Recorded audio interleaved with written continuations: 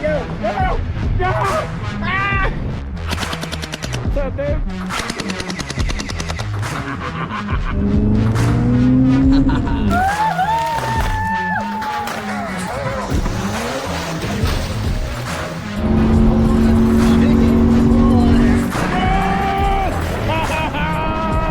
Whatever you say, man. I didn't even make it out of the parking lot.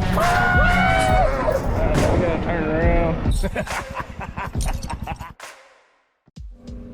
Alright guys, so picking up where we left off from yesterday, we hammered, heated, and pulled out the frame where it was pinched in right there. It's all looking back to how it should be now. So the next steps are going to be cutting off this core support and going ahead and welding in the new one. While we're waiting on the welder to do that, we're pulling out the radiator, the intercooler, the AC condenser, and the transcooler off of this core support. We're going to get that all fed over and new ones and get it installed on the new core support hydrant right there. After that's going to be replacing this pinched brake line here and a few things Paul's going to have to do for me here, like fixing where that cord there is pinched off and resplicing either my wheel speed sensor or an ABS controller back.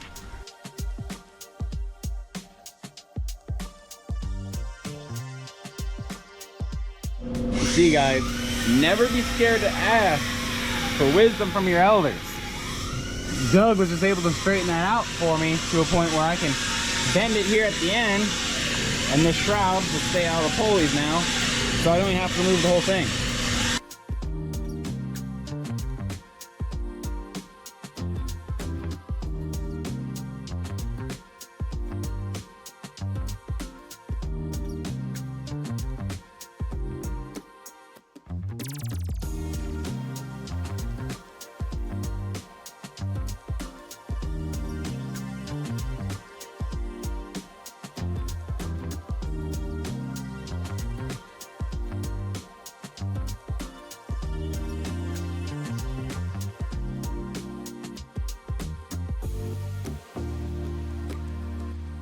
Day 3. How we doing? Gotta go on a parts run, and then Paul's finishing up flaring out the brake lines and getting that crush point all fixed up now. So I guess I'm gonna go get me some parts.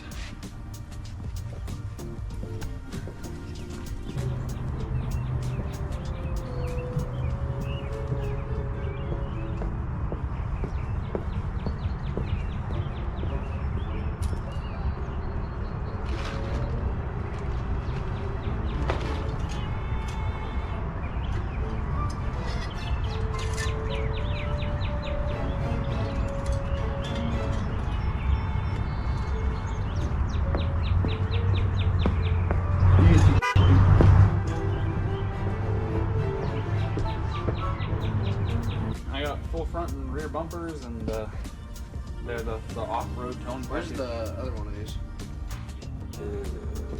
You're asking for a lot. You want all of the parts for what you're working on? Jeez. You're like, absolutely not. He's like, what do you think this is? Hey, Austin. Yeah. You want to do me a favor? Sure. Can you come mark this line? So this is what I had to do, basically, like, for the brake line to work. Basically, I kind of cheated and kind of half-assed right there, but it'll work. What do you mean? Like right here, this bend, instead of coming back out of 90 and then 90 and back out, I just kind of 445 did in there and stuff, because these aren't really exactly lined up how they should be anyways, so until I get this in and then can fool around with this angle a little bit more. But since I've got some more line right there, mark that roughly about right there, and then I can trim this down a little bit if I have to. I'm gonna hook all this shit up, and then you're gonna be like, Paul, I have no brakes now. What the f? And that's why we're bleeding the whole system before this gets covered. I'm gonna go ahead and move this now. You're just like, I'm gonna go ahead and unf this. You know what's gonna fit perfectly right here? Zip tie. Yeah, for sure. So quick tech tip for when you're bending brake lines. If you notice that your bends are just a little somewhat off, most of the time you can get them to bend in place with this replacement patch line because it's made to bend. But in this event, you see that it's remaining rather flexible and kind of being rigid and holding its shape. And this is just due to bad bending on my part because I was just trying to bend this up quick.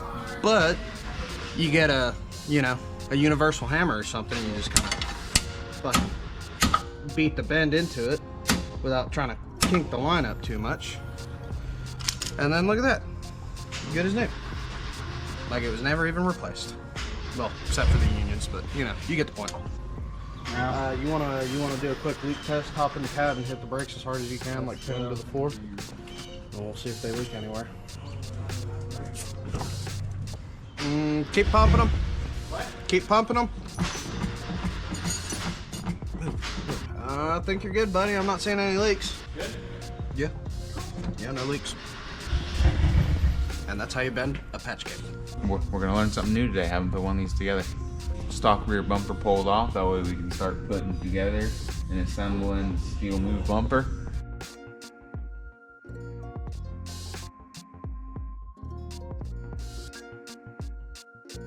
Alright guys, got the rear bumper pulled off the truck. We're gonna go ahead and get the rear bumper.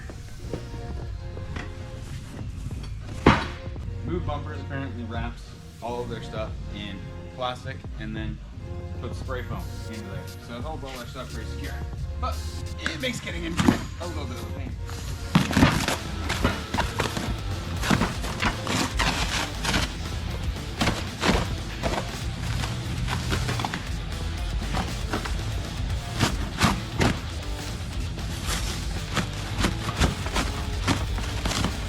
Those are the pieces that you ordered. So really got excited and ordered everything.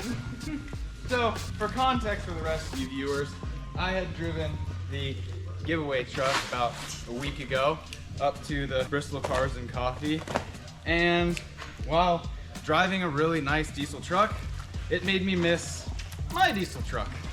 So it kind of led to an online spur purchase of all of the parts. Huh.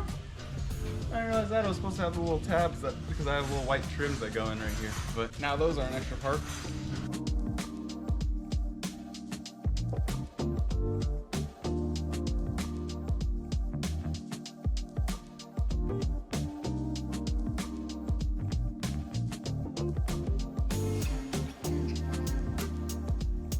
We got bumper tacked on. Almost a 20-year-old truck. I mean, And perfectly level.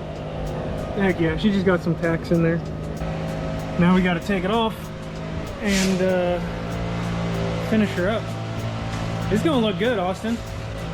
Yeah. I like it already. Like, I don't even have the sides on it. Yeah. I still got, there's one of them. Yeah, because this goes in here. No. Here. It goes up like this because it goes around. Oh, I see what you're saying now. So it goes on like that, and then you'll have to step into whatever you need to there.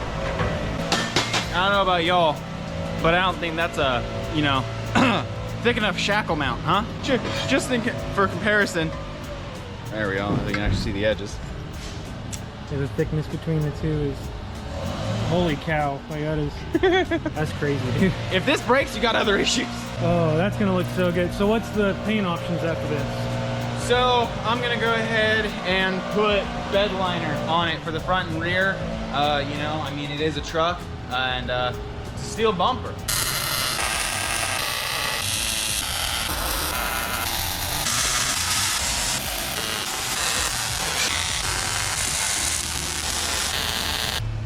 Could you go take that jack back to Wilson?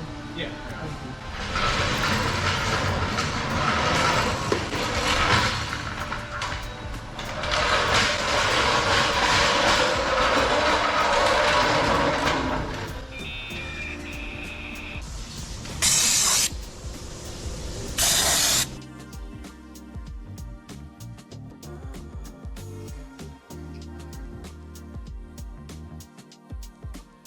Alright guys, got a nice little tip for you here.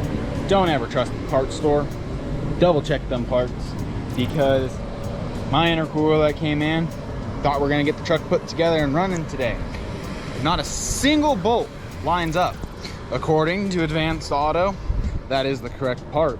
Or you can pay $4,500 plus for a OEM replacement, but an upgraded one through banked power is $1,400.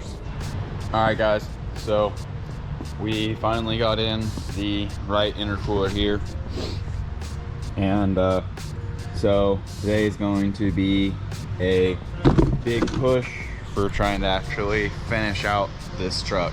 As far as the progress we've made at this point, we have the rear bumper bolted and welded to the frame, so that ain't going nowhere. It's been bedlined and got the pod lights mounted in.